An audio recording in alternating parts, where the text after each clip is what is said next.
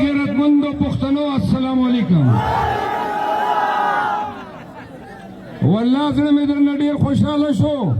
ما خو وی لارې درته بندې دي، سړکونه یې درته مات دي، خاورې پکې اچولې دي او کرفیو لګولې ده. خو ما پرون چې نوښار نه راتلمه لږ خاموش تاسو لږ دا هغه وکړئ، دا خلکو ته نه ښکارېږي.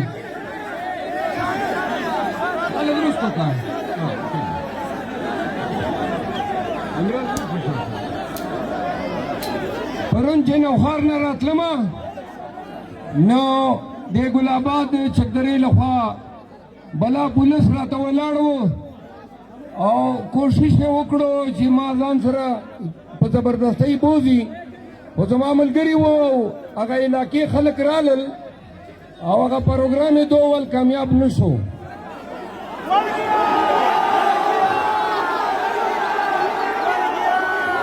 بیا زه تلاش ته چې رسېدم نو درې څلور ځای کې ناکې خو ډېر په تکلیف منډې نه مخکې یو چیک پوسټ و، هغې وپېژندم خو ما ګاډی پې چې کوم دی پر مخکې کو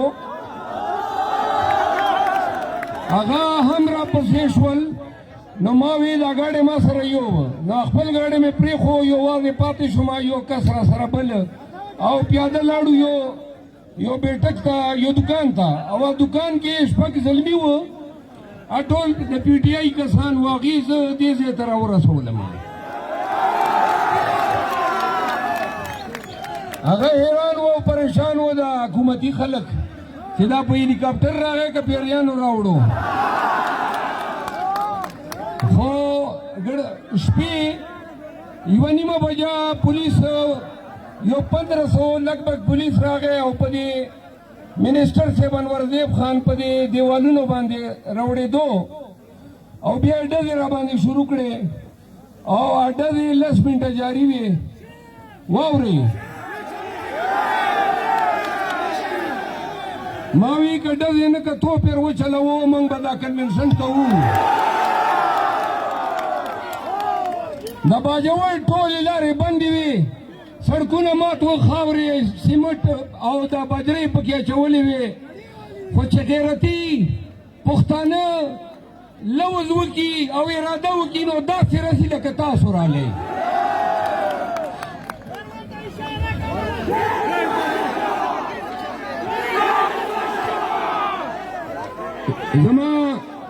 زما خوږو باجوړیانو، د باجوړ تاریخ چې کوم دی د پښتو نه د تکړهتوب او میړانې نه ډک دی. ستاسو خاورې همیشه باتوران پیدا کړي دي، ستاسو خاوره سیلف میډ ده. په خدای چې باجوړ ته راتلمه دا زړه خبره درته کومه نو ما په دې باجوړیانو باندې یقین و چې به موږ نامینده کوي نه او موږ ته به دغسې راځي.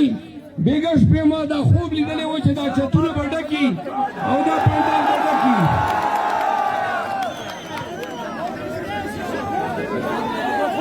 دا واورئ دا ټول پښتانه چې کوم دلته موجود دي او هغه چې کوم دا خبرې اوري زمونږ د پښتو دا تقاضا وه چې موږ په دې ټیم کې چې 9 مهینه بعده کومه زمونږ په خاوره دوی قیامت جوړ کو. واورئ دا زمونږ د وینې تقاضا وه چې موږ خاموشه نه وی پاتې شوي او یوه دیکه یې پکار وه، پرچې مو وخوړې، چاپې مو وخوړې، وال ټکول، نیول، درز غوبل، دا هر څه مو تېر کړل. نو واورئ هر یو کنونشن کې یو ځل بیا درز غوبل دی، نور هېڅ نشته. موږ خو تاسو تجربه کار کړو، تاسو موږ ته لار وښیله، ستا د پرچې لاس آزاد، تا درز غوبل لاس آزاد، تا ډز لاس آزاد. پښتانه به کنونشنې کوي، پښتانه به سیاست کوي، پښتانه به ووټ کوي. او په خدای چې څنګه د نن باجوړ کې کرفیو لګولې ده، په ټول پښتونخوا کې راته کرفیو ولګوه، خو پښتون اوس نه کلاریږي.